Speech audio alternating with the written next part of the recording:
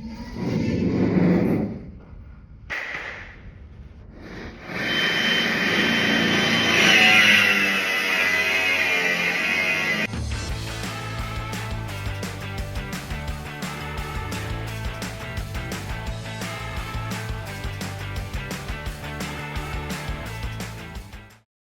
I'm back in Canada with the S14 shell visiting Tyson. I was so excited to come work on race cars, which today looks like using a drywall filled shop vac to clean puddles out of a freshly cleaned car, which is actually very clean, and I'm excited about that. So we're gonna get to some stuff today and kind of start planning our build.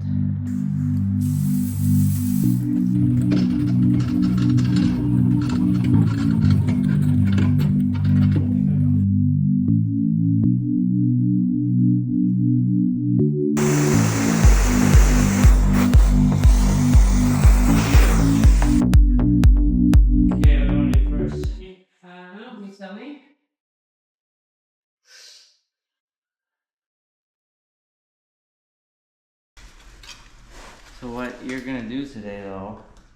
Yes! Yes! You're cutting the first hole. Yeah! Yeah! I don't know how much of that was on. You have to believe it, but yeah. You're gonna cut the front and the back end off the car. Oh, this is the best. This is the best. I was like unsure if you were gonna enjoy that or not, but I don't know why I doubted. So Tyson told me he had a surprise for me. And I was like, okay. The surprise is that I get to cut the car right now, which I'm stoked for. So yeah, we're just planning that out, basically where the cuts are going to be and what the plan is. And he's in charge. Looks like you just made out with it. No.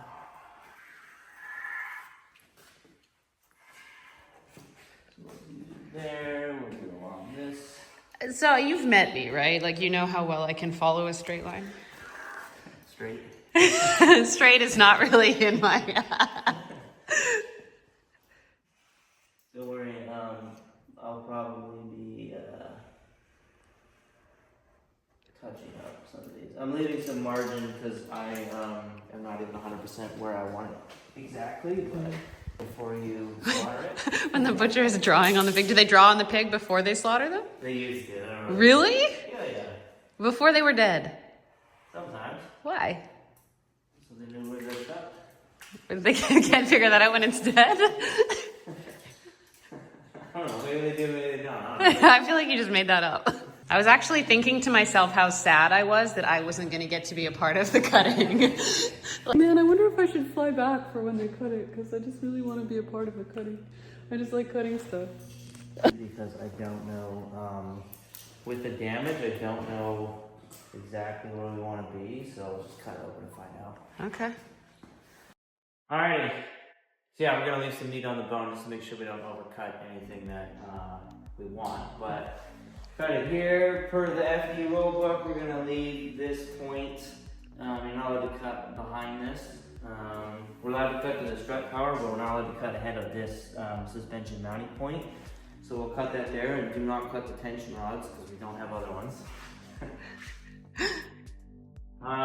Also, per the FD rule book, we're allowed to cut the cat hump out of these cars. All the S15 and S14s have this nasty seat mounting problem for a catalytic converter, but we don't have catalytic converters on a race car, so that can go. The entire tunnel can go. Although we're going to leave a lip back here, but other than that, it's going to be gone. And then in the back, basically this entire, like, I don't know if we can get this out in one piece, but it'd be cool if we could. This entire back piece is going to go, and then the car's maybe not going to sit on the hoist the same way after it loses all that. We should be prepared for it to not. I don't know if you noticed when it was on the dolly. Yeah, it was side, cocked. Well, it was leaning. The driveway is a bit of a hill, but the dolly literally had to be as far back as I could get it, or the thing kept falling on its butt. So there's a lot of weight back here to get going. And then while you're cutting that, I'm gonna remove the parcel shelf tray, whatever thingy, for the spot weld drilling kit set. Neat. And we'll see where the day takes us after that. All right.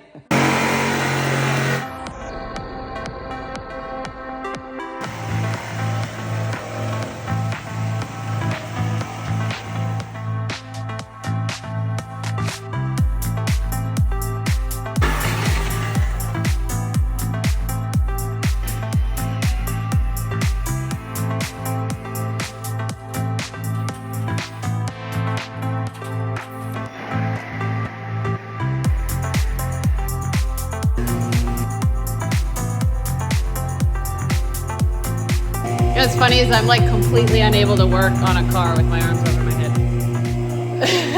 Because I was like, oh, so I'll just lie down under there because that's how I know how to work on a car. This is really just to say, look how no rust it has. Yeah, like I don't like fixing rust. I've done it. It's one of the worst jobs on a car, especially these like old Japanese cars, like my RX-7 for example. They're always rusty, but there's a couple surface spots, and that's it. Maybe when we start taking down some of the undercoating, but like there's. I don't think so. There's so minimal.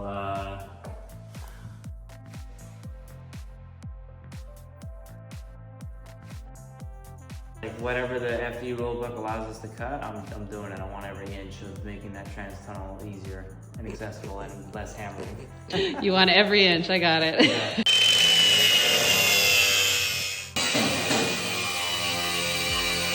I've never set up a car that was like for me ergonomically, right? Like Taka being like, hey, can you even see out the window of the Z? And like my handbrake position, all that stuff was like set up by somebody else who kind of went, it should go here, and didn't think about my anatomy or anything else. And I really noticed that on the last show I was working on, where the handbrake was really, really far away and like the leverage was impossible, and I ended up actually injuring myself from like chronic strain.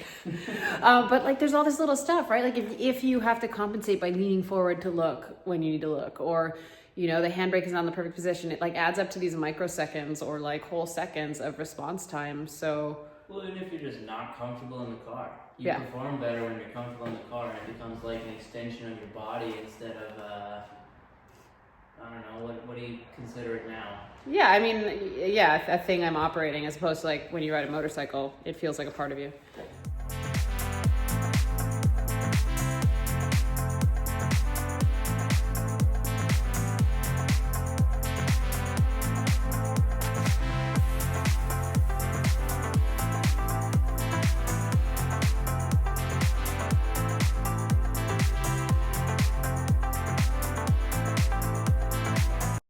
This is a spot weld drilling bit. Yeah. So it's a really sharp cutter and a spring-loaded pointy tip. Take your punch down tool, you make a mark in the middle of the spot weld, and then you put the drill tip into the hole you just made with the punch down, and then I found the best way to do this is you hit it with the drill spinning really fast and very, very light effort until it's cutting, and once it makes like a hole saw looking hole.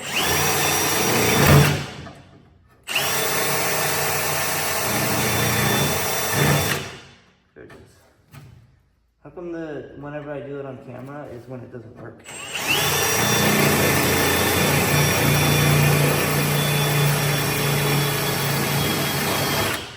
And then take your hammer and chisel. You just pop a perfect circle that is way easier to like. Once you're like, if you look at this side where I've already started, you're ending up with all these little discs, but it's like a minute with a flat disc instead of cutting all these off and grinding off the whole bracket and yada yada. And it just looks really cool when you're done. This is just like I'll angle grind just these little bits off with the thing, just to get the tray out, and then I think the bottom will have to be a similar cut just to get this tray out, and then here, same thing as on the other car, we're only keeping a tiny little piece of this. So this bye-bye, like up to this edge, like where does this cut stop? Yeah, it goes to this edge, and if you're gonna sawzall and not feel comfortable, just add a bit and we'll do an angle grinder later, but cut all this off, and then cut on the inside too. This is another piece, but cut all this on the inside around this seam down, and the whole trunk will fall off, come out the front end. Love it. All right. Front fell off. I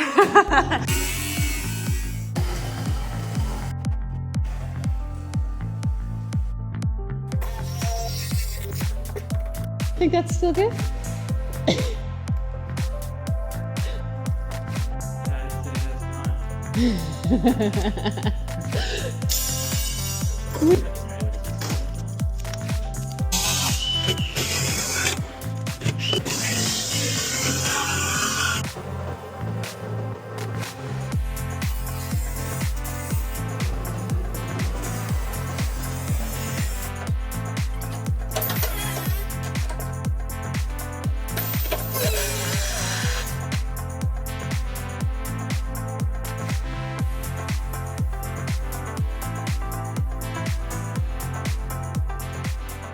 Let there be light.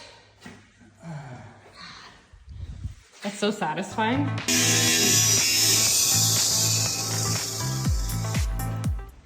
What a lot of people do is they cut all of this out and then you just collect tire rubber and your car lights on fire. It's not a good look. We don't like fire. We've had enough of fire. I mean, we like small fires that go out. They look cool. Small fires that go out and are controlled. Yeah. I'm having a really fun time. Are you? Yes. What's not to like? This is like, you're not supposed to do this. This is the high satisfaction. This is all the tasks I like. It's loud, it's tools, it's dopamine because the change is quick. Someone else planned it.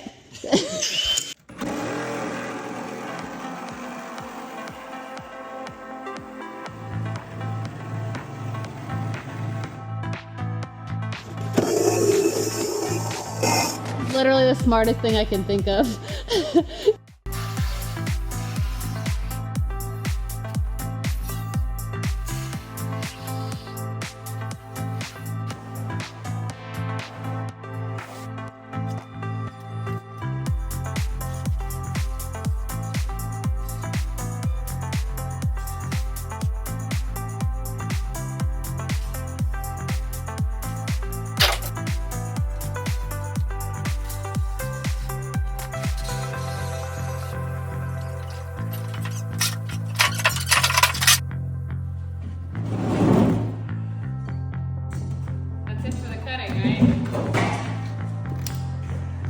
Pretty good. 3 and 3 to do all that. Like, what are we doing here? That's how race cars are born. Okay. We cut all the parts of the car that make it look like a car off, Yeah. Yeah. and then we remake them again out of other stuff. Fiberglass and that's it. Interesting. I mean, this part was pretty dented in, so Yes, really yeah. we have to cut it off to fix it. Right. And then we just like glue it back on. Something like that. Yeah. The metal glue. I had no idea what we were doing. I thought I was just checking in on the car, and then I was vacuuming out water, and I was not having a great time. And he said, "You're gonna cut the car apart," and I was like, mad. So that's what we did. This is the post-cut tour. Post-cut tour? Post-cut tour. I mean, it's basically The same. slaughter. Just, I think the only thing we didn't mention was cutting for the fuel cell, but yeah, which I wasn't gonna do, and then it happened. he just tripped and cut a hole in the car. Something like that, yeah. Yeah, I'm probably gonna have to cut more. Mm-hmm. But Some rough cuts anyway. yeah, it's all rough cuts. So crazy. Car's all cut, so what's next? What's the next step? Oh.